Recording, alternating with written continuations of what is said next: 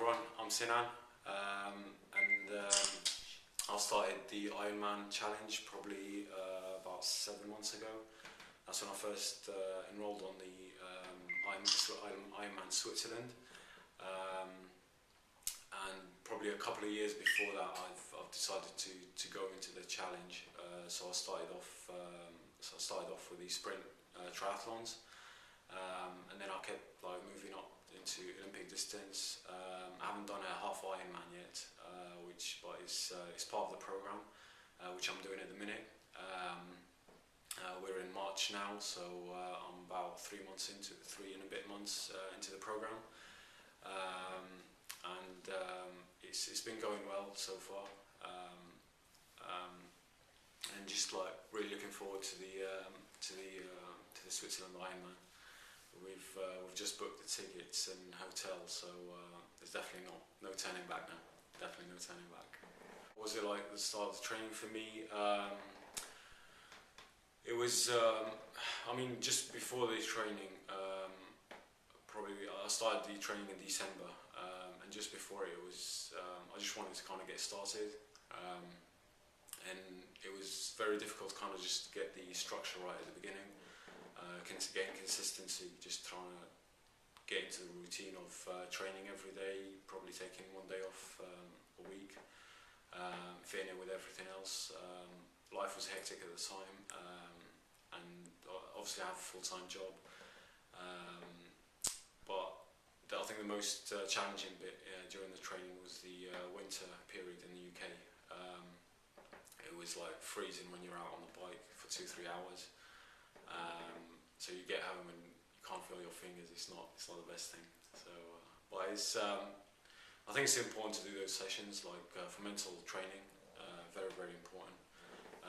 It's definitely helped me a lot. And now we're coming out of that period. It's unbelievable now. Going out in the sunshine, it's totally different. And you kind of, because you've done those hard sessions, these ones feel a lot easier. And no one can take that away from you. That's it. It's definitely going to stay with you. So definitely, it's been up and down with the training, challenging at times and very, very, very enjoyable at times as well. Well, I fit Ironman into my life by really just getting the structure right at the beginning.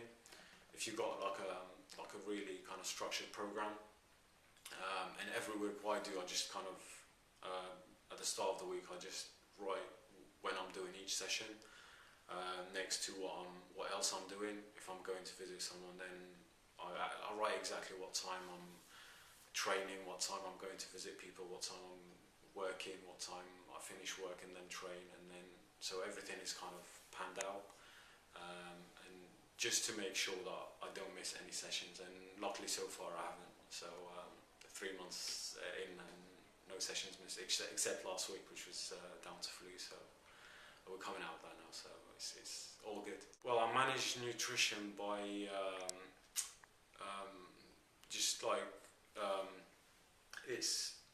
it's probably one of the most difficult things to kind of get right. It took a bit of trial and error at the beginning to kind of try different things, see what worked, what didn't. And again, you start to get into a routine of what to eat before any long rides, to give you that extra energy during the ride, like an hour or so before it. Even things the night before, trying to kind of read up about what things to eat and what not to eat. And I've just started to look into the race day nutrition, which is obviously going to be really important. And there's obviously quotes of 8 to 10,000 calories being burnt during the event. So I think the average person is about 2,500. So you can imagine it's a lot of food to eat during the event. So I'm just kind of working out what energy nutrition I'm going to take with me, in terms of bars, gels, carb drinks, and electrolyte as well for especially if it's a hot day, to replace the salts and that. So it's a very big part of training, and since I've put this structure behind it, I've actually noticed the difference in performance. Like especially during the long rides, I started eating every 20 minutes. Like say for example, during a 3-hour ride, just taking the these gels, drinks, keeping drinking. So hydration and energy, they're the two important things during the ride, and it's made a difference. Like I can see in the time that I've done the ride, so it's coming together good. Emotions before the Ironman. I've been watching actually quite a couple of videos from previous races. Obviously Kona is the big one, and Chrissy with some of her events, and I've started to think about those as well, and seeing a few clips from the Switzerland event in particular. The finish line looks amazing, so I'm starting to kind of think about these during the training sessions as well. So they're in back of my mind, and they're starting to make me a bit more and more nervous as we get closer. I think it's gonna play a big part as well, the mental part of it, because I'm gonna be at the start line, and I know in front of me is gonna be 10 to 12 hours of hell basically, and it's a big obviously it's a big challenge to kind of take in all at once. So what I'll probably try and do is break it down, take it one bit at a time. The swim is going to be difficult as well. Like now I'm at 3k swims, which are a big step for me over the past month or so. It's a big barrier that I've overcome to kind of complete these sessions. So I'm gonna have to break the swim down, just make sure it's all on my times really, and just make sure I kind of just get into the zone of my pace, race pace, and not worry about everyone else during the race. Not getting carried away as well on the bike.